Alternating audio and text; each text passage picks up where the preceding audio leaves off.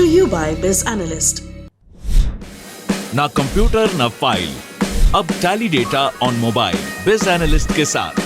गोवा पर हमारे in house विद्वान तो मौजूद ही हैं, इसके अलावा हमारे साथ गोवा से जुड़ रहे हैं प्रमोद आचार्य, प्रूडेंट मीडिया के एडिटर।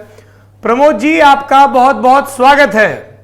तो अब मेरे बाईं तरफ राजदीप जी हैं, स्क्रीन पर आपको प्रमोद जी भी नजर आ रहे हैं, और नेशनल अफेयर्स एडिटर, सर यही है ना? हाँ, ये भगवान कसम आप पदवियों पर जिस तरह से इतना वीतरागी हो जाते हैं ना। 12 साल से कार्ड नहीं छपवाया। हाँ, अरे आप इतने बड़े हो गए, अब आप कार्ड से ऊपर चले गए। I have no card. I have never. ये देखिए, you have credit cards and ATM cards. That's good enough. I have no visiting card यार। क्रेडिट कार्ड भी देखिए। छोड़ दीजिए, वो देखिए भरा पड़ा है। You're welcome to see. अरे डोंट, ये सब आज ही कर लेंगे एक ही एपिसोड में। लेकिन गले में ये फील्ड में नहीं मैटर करता, मैं सच बता रहा हाँ, हूँ। बिल्कुल सही। ये मेरा, I agree with मैं 36 साल हुआ है मेरा ये करते हुए सड़क पे धंधा। हाँ। लेकिन मैं ये जानता हूँ कि जिस दिन मौका लगा, एक दिन पुराना पत्रकार अगर उसके पिताजी जानकार कोई सूत्र है अंदर, तो मेरे को खबर पे पीट देगा। तो मेरा वो जो तमगा है ना, वो किसी काम का नहीं रहेगा। इसलिए थोड़ा सा ना बदन बचा के नजर चुरा के ही चलना चाहिए। बिल्कुल सही। वाह, बिल्कुल सही। बदन बचा के नजर चुका के, एक शायर तो आपके अंदर है राहुल जी। लेकिन मैं एक सच्चाई भी बताता हूं। हाँ। एक बार मैं पिछले कुछ महीनों पहले, क्योंकि मैंने मास्क ठीक ठाक नहीं पहना था, एक पुलिस वाले ने रोक दिया। तो मैं इस बात को कबूल करूंगा कि मैंने उनको कहा मैं आज तक में काम करता हूं, मैंने आज तक का स्टिकर दिखाया, मेरी गलती थी।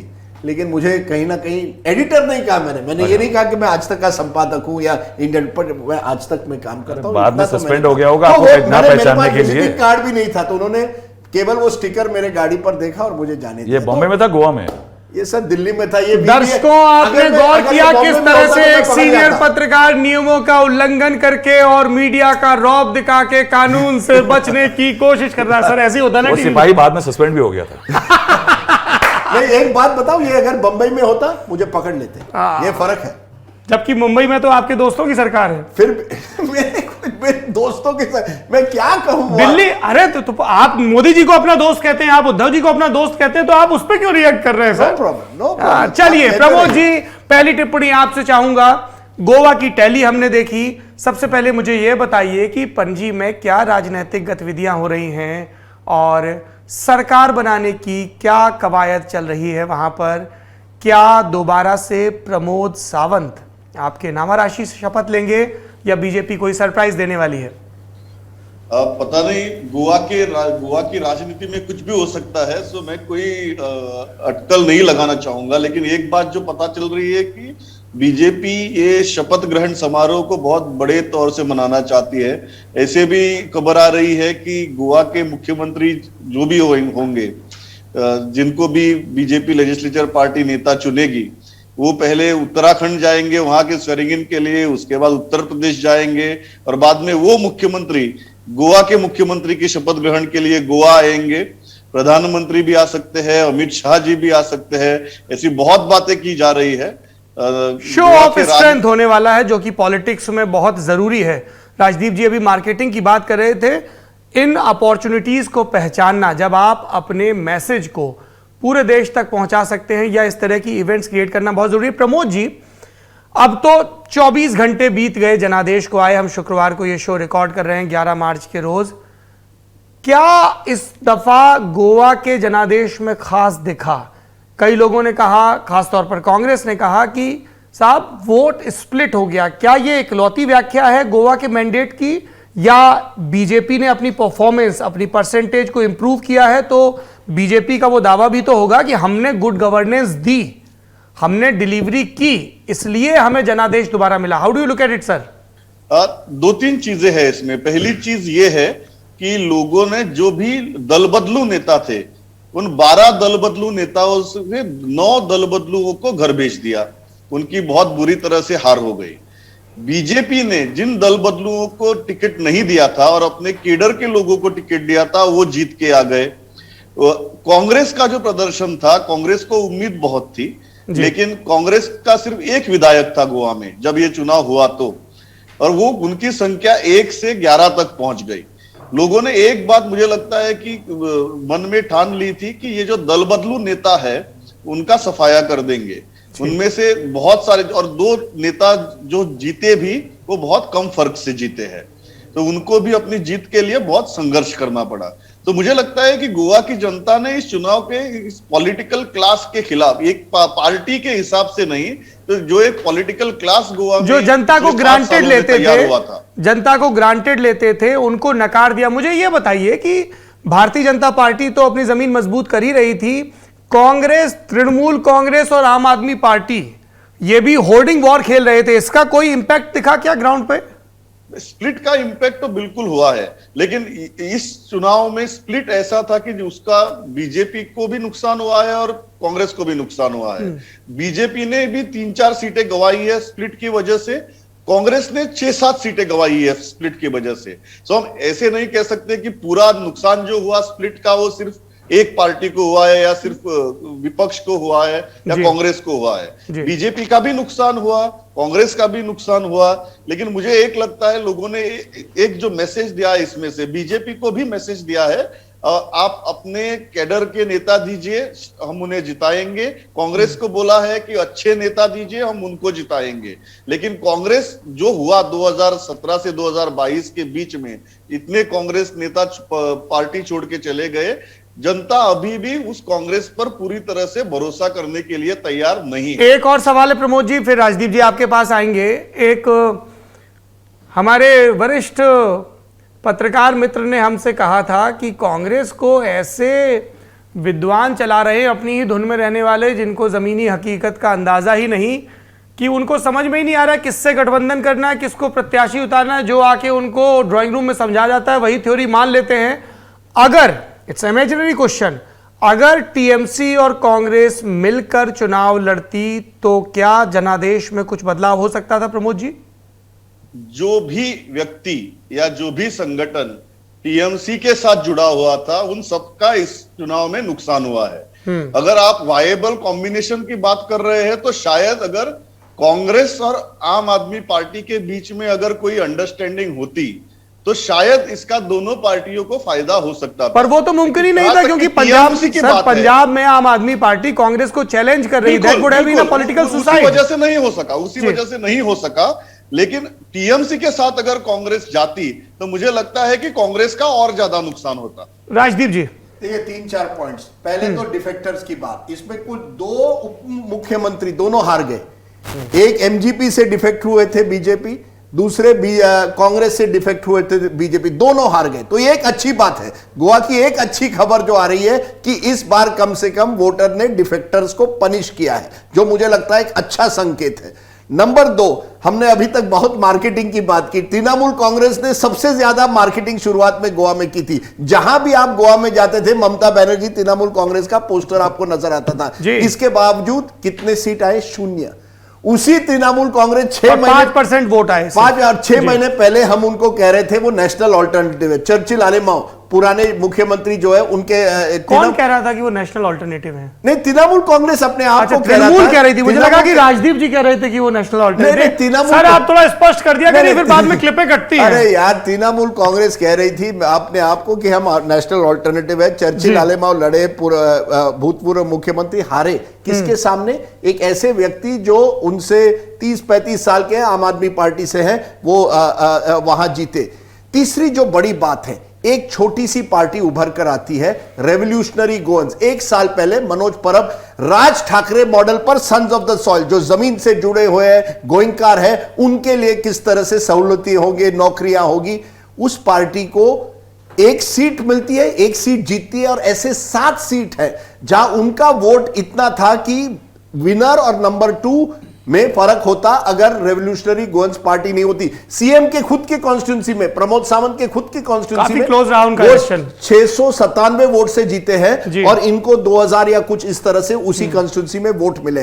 तो आप देख रहे हैं जिस तरह से कुकी पार्टी वहां मणिपुर में बनी है, यहां revolutionary Goans sons of the soil बनी। क्या आप कहना है कि ये गोवा की एक जेनेरिक आम आदमी पार्टी नुमा पार्टी तैयार हो रही है? नहीं, ये मुझे लगता है आम आदमी पार्टी नहीं, पर वो रीजनल पार्टी बनना चाहती है। अच्छा, गोवा महाराष्ट्रवादी गोमंतक पार्टी का नया संस्करण। हाँ, नहीं, ये यूथफुल यंगर वर्जन, जो महाराष्ट्रवादी गोमंतक पार्टी 60s में थी। बिल्कुल। देखिए, आप हर राज्य में देख रहे हैं नौकरियों को लेकर जो लोगों में एक यूथ अनरेस्ट है, उसको किस तरह से कैपिटलाइज किया गया कि बाहर के लोग आ रहे हैं, हमारी नौकरियां ले रहे हैं, हमें गोवंस के लिए एक पार्टी चाहिए। क्योंकि जो भी आप कहें, आम आदमी पार्टी को कई सालों तक गोवा में दिल्ली की पार्टी माना गया। ये परसेप्शन थोड़ा अब बदला है, बदला कोविड के टाइम पे जो मेहनत आम आदमी पार्टी ने जमीन में गोवा में की, उससे थोड़ा फर्क पड़ा। अब टीएमसी का क्या प्रॉब्लम था, लोगों ने समझा कि ये बंगाल की पार्टी है, ये बाहर की पार्टी है, केवल पैसे के दम पर आ रही है, यहां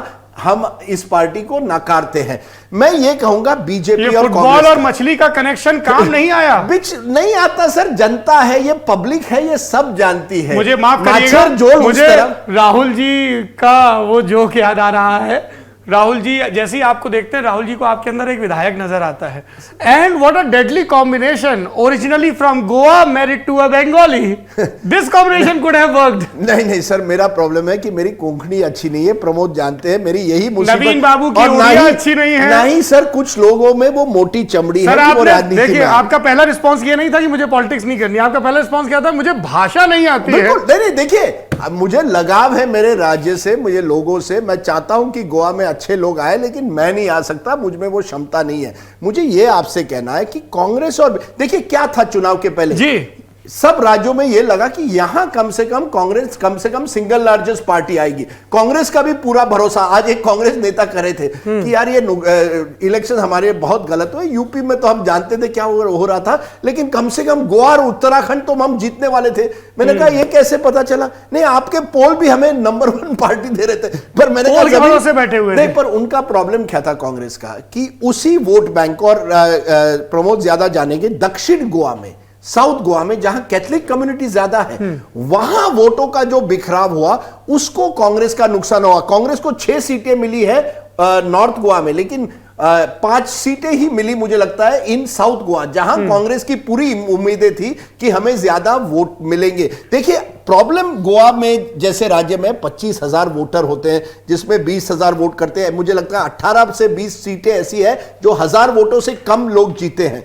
तो ऐसे सर ये 1000 वोट हम यूपी के संदर्भ में हमें लगता है बहुत कम है, लेकिन जब वहां जनसंख्या कम है तो 1000 वोट बहुत है। नहीं बिल्कुल, पहाड़ हो, गोवा हो। सर 1000 वोट, लेकिन अगर बाइपोलर होता जैसे यूपी में बन गया तो शायद आप कह सकते थे कि 1000 वोट ज्यादा है, लेकिन मल्टी कॉर्नर्ड हो गया ना। प्रॉब्लम क्या हो गया कि कई दावेदार हो गए गोवा में, और अगर कांग्रेस को लगा कि केवल हम ये क्या कि उन्होंने लगा कैथलिक वोट तो हमारा है। देखिए ग्रांटेड नहीं ले सकते आप किसी भी वोटर को। Take any vote. I asked one person yesterday कि कैथलिक वोट बट क्यों गया आपकी तरफ, जैसे बेनाउलिम में जो आपका कैंडिडेट, क्यों नहीं?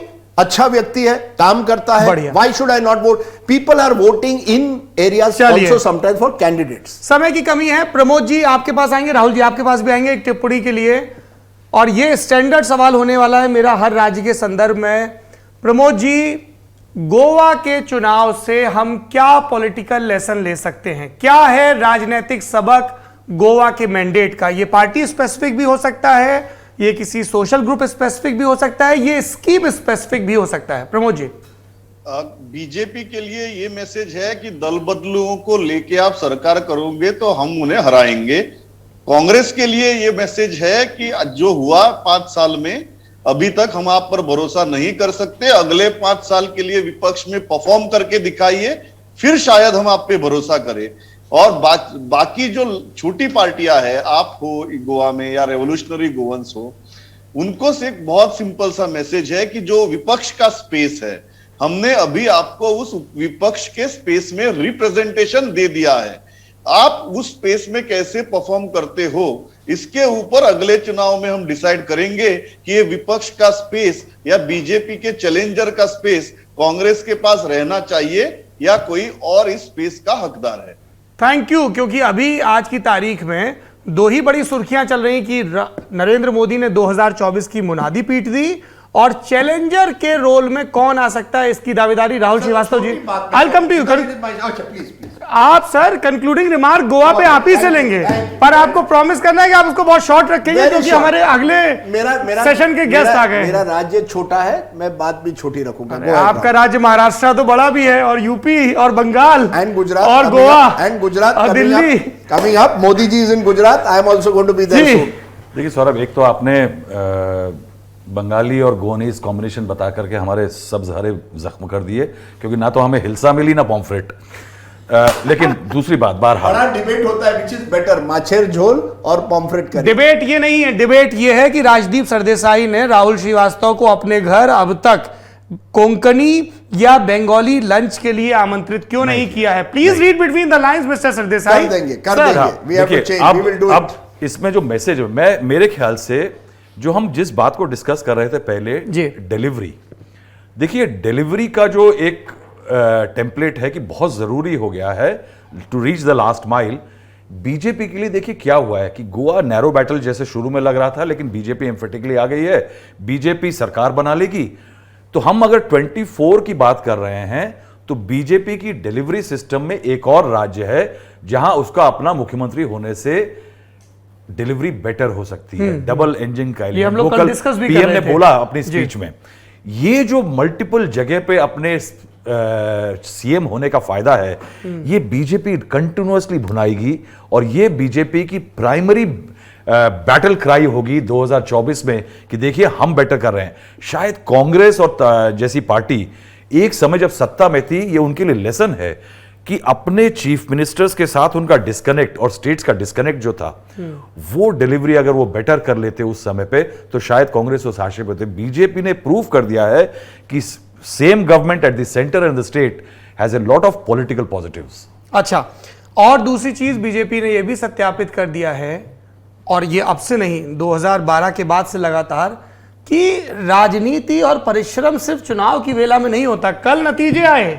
विक्ट्री स्पीच, और आज प्रधानमंत्री नरेंद्र मोदी कहां शुक्रवार को गुजरात में है, पंचायत के प्रतिनिधियों के साथ महासम्मेलन कर रहे हैं। चुनाव कब है? नवंबर में है। तैयारी कब शुरू हुई? पिछले साल शुरू हो गई जब पूरी कैबिनेट की ओवरहॉलिंग कर दी गई। मैंने शाम को राजीव को यही कहा कि अगर मोदी जी की कल की शाम की स्पीच के 4 हिस्से निकाल दूं, 4 पंक्तियां, तो ये नहीं पता लग रहा है सेलिब्रेटरी स्पीच है कि कैंपेन स्पीच है। जी, relentless is the word. Goa पर आपका लास्ट रिमार्क और उसके बाद अगले सेशन की तरफ बढ़ेंगे। देखिए जमाना कैसे बदलता है। आज हम कह रहे हैं भाजपा 4 राज्य जीते हैं 5 में से। इसी गोवा में 94 में पहली बार भाजपा का लेजिस्लेटर इलेक्ट होता है, मनोहर पर्रिकर। 94 में बाबरी मस्जिद के डेमोलिशन के गठजोड़ था उनका, और नहीं वही तो कह रहा, गठजोड़ विद एमजीपी सीनियर पार्टनर। मुझे लगता है 6 या 7 सीटें उन्होंने बीजेपी को दी, बाकी सब वो खुद लड़े, यानी जूनियर पार्टनर। आज एमजीपी को 2 सीटें और बीजेपी को 20। आज बीजेपी को 33% वोट। उस समय बीजेपी सिंगल डिजिट की पार्टी हुआ करती थी। देखिए जमाना कैसे बदला। बीजेपी ने एमजीपी का पूरा फायदा उठाया और अपने आप को गोवा में स्थापित किया। दूसरा छोटा सा पॉइंट, इसी गोवा में कोविड मिसमैनेजमेंट हुआ, ऑक्सीजन डेथ्स हुए, टूरिज्म और माइनिंग खत्म हुआ कोविड के जमाने में, बेरोजगारी बढ़ गई। इन सब चीजों, करप्शन के सीरियस चार्जेस हुए, इन सब चीजों के बावजूद बीजेपी का वोट लगभग वैसे ही रहा है। 1% बढ़ा है सर, 1% 33% हो गया है। इसका क्या मतलब है कि Congress is not even able to capitalise on anti incumbency. कोई मुझे कहे आज कि एंटी इनकम्बेंसी नहीं थी गोवा में, वो गलत कह रहा है। एंटी इनकम्बेंसी थी, लेकिन आप उसे कैपिटलाइज नहीं कर पाते, क्योंकि जो लास्ट माइल कनेक्टिविटी होनी है, कैंडिडेट सिलेक्शन हो या जो इलेक्शन मैनेजमेंट हो, अगर आप छोटे से गोवा के राज्य में उसे परफेक्ट नहीं कर पाते हैं। These were all natural states of the Congress at one time.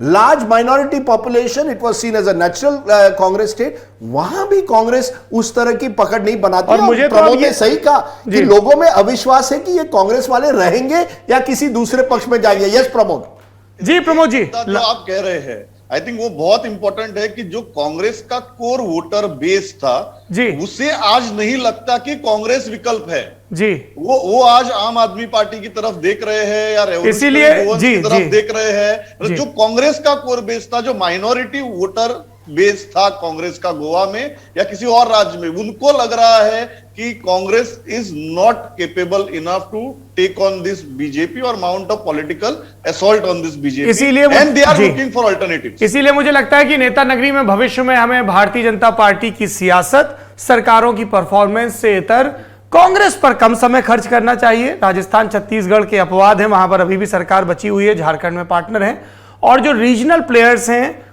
उन पर, और जो रीजनल प्लेयर्स की थ्योरी है, अरिथमेटिक है, उन पर ज्यादा ध्यान देना चाहिए। जब कांग्रेस अपने आप पर ध्यान देना शुरू कर देगी जनता उन पर ध्यान देना शुरू कर देगी, तब ऑटोमेटिकली पत्रकार और राजनीतिक कमेंटेटर भी उन पर ध्यान देंगे। गोवा का सेशन यहां पर समाप्त होता है, समय की कमी है। समय करिए, बट एक वेरी इंटरेस्टिंग पॉइंट है, when BJP ties up with the regional party, BJP gets the advantage, जैसे एमजीपी के साथ। हाँ, कांग्रेस की जो स्पेस है वो रीजनल पार्टीज टेक ओवर कर रहे हैं। आपने ममता बनर्जी के साथ बंगाल में देखा है, who knows tomorrow revolutionary goons will do it in Goa. There are discrepancies to it.